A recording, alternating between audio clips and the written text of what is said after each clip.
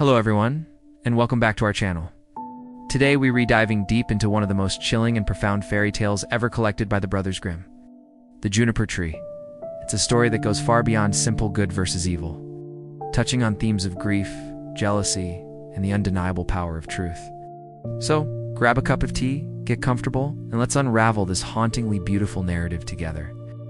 Our story begins with a deep, heartfelt wish. A devout and loving woman stands beneath a juniper tree in the winter snow. As she peels an apple, she cuts her finger, and 3 drops of blood fall onto the snow. Seeing the stark contrast of red on white, she wishes for a child as white as snow and as red as blood. It's a classic fairy tale trope, isn't it? A wish born from a moment of profound beauty and longing. And like many wishes in these old stories, it comes true, but with a tragic twist. 9 months later, she gives birth to a beautiful baby boy, as white as snow and as red as blood. The joy of holding her son is so overwhelming, so complete, that she dies from happiness. It's a bittersweet beginning, a life given and a life taken in the same breath. Following her final wish, her husband buries her beneath the very same juniper tree that heard her prayer. The tree becomes a sacred space, a symbol of love, loss, and the cycle of life and death. The widower mourns deeply, but eventually life must go on. He remarries, hoping to restore a sense of family and find a new mother for his beloved son. This is where the story takes its dark turn. New wife. The stepmother brings her own daughter into the home, a girl named Marlene. At first, things seem fine. But soon, a venomous jealousy begins to poison the stepmother's heart. She favors her own daughter immensely and grows to resent her stepson. Why? The story suggests it's pure, unadulterated envy. The boy is a constant living reminder of his father's first love, a beautiful, cherished child who possesses a natural grace that her own daughter lacks. This jealousy isn't just a fleeting feeling. It festers and grows, turning into a consuming hatred that drives her to unthinkable acts.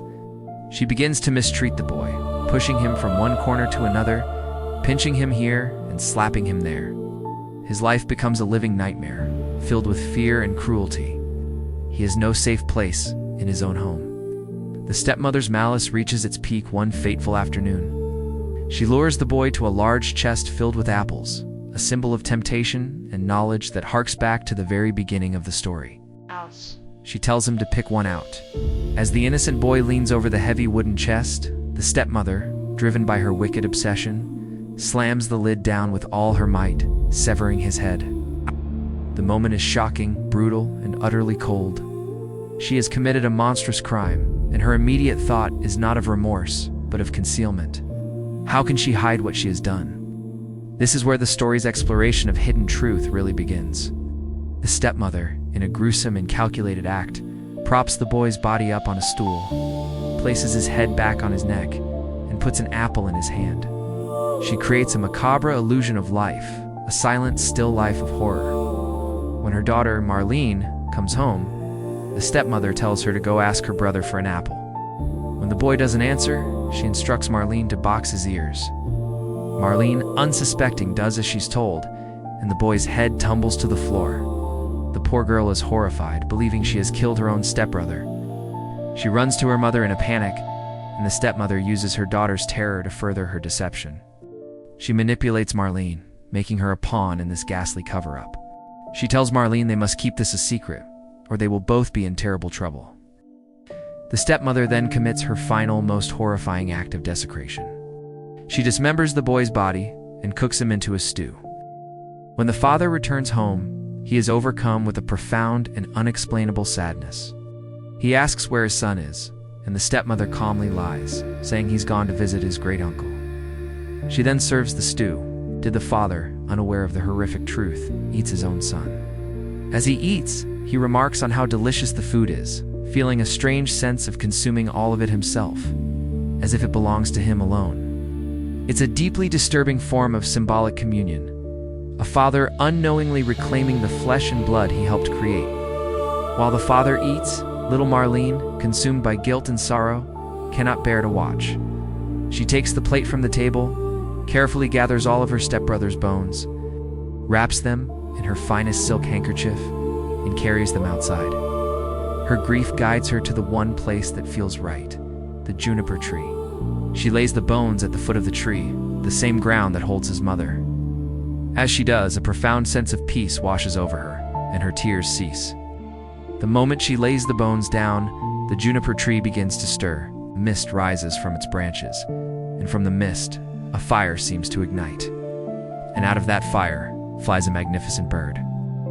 This bird is the boy's spirit transformed. He is no longer a silent victim. He is a voice and a song to sing.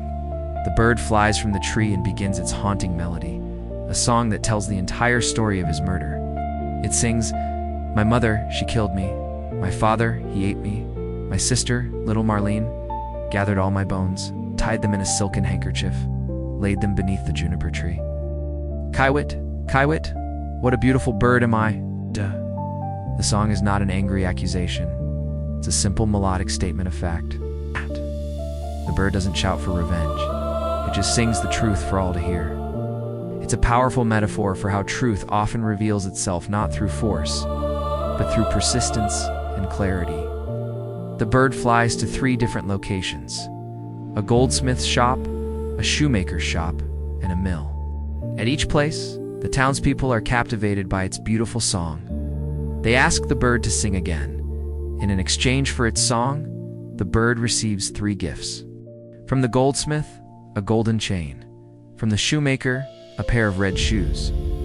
And from the millers, a heavy millstone. With its gifts, the bird flies back to the house. The father, hearing the song, feels a strange sense of joy and lightness, as if he's about to be reunited with someone dear. He rushes outside, and the bird drops the golden chain around his neck. It fits him perfectly. Next, Marlene comes out, drawn by the beautiful music. The bird drops the red shoes for her, and she puts them on, feeling suddenly happy and lighthearted as she dances away. But then, the stepmother, who has been inside trembling with fear, feels the house shake. She knows deep down that the song is about her. She feels a growing dread, as if the world is closing in on her. She runs outside in a panic, and at that very moment, the bird drops the heavy millstone directly on top of her. She is crushed, disappearing into a cloud of smoke and fire. Her end is as violent and sudden as the crime she committed. With the stepmother gone, the smoke clears, and standing there, where the millstone fell, is the little boy, whole and alive again. The curse is broken. The injustice is rectified. He takes his father and his sister by the hand, and the 3 of them go back inside the house, sit down at the table, and eat together as a family, finally at peace. The cycle of tragedy is ended, and life has been restored. So, what does this incredibly dark and symbolic story teach us? The juniper tree is a powerful testament to the idea that truth, no matter how deeply buried, will always find a way to the surface. The stepmother uses manipulation, violence, and even cannibalism to conceal her crime, but she cannot silence the spirit of the innocent. The boy's transformation into a bird who sings his story is a beautiful metaphor for the enduring nature of truth. It doesn't need to scream or fight, it simply needs to be told. The song itself is a witness. The story also highlights the idea that silence can be the most powerful testimony. Marlene's silent act of gathering the bones is an act of love and remembrance that sets the stage for the truth to emerge. Her quiet grief is more potent than any loud accusation. And in the end, justice isn't delivered by a human court, but by a natural, almost cosmic force. The juniper tree, a symbol of life, death, and memory, becomes the vessel for resurrection and retribution. The juniper tree reminds us that secrets are heavy burdens, and the truth, though sometimes painful, is ultimately liberating. It's a story about the resilience of the human spirit and the unyielding, quiet power of the truth to heal, to restore, and to make things right. Thank you so much for joining me on this journey through one of the Grimm's most fascinating tales. What are your thoughts on the juniper tree? Let me know in the comments below. If you enjoyed this deep dive, don't forget to like, subscribe, and hit that notification bell for more explorations into the world of folklore and mythology. Thanks for watching, and I'll see you in the next video.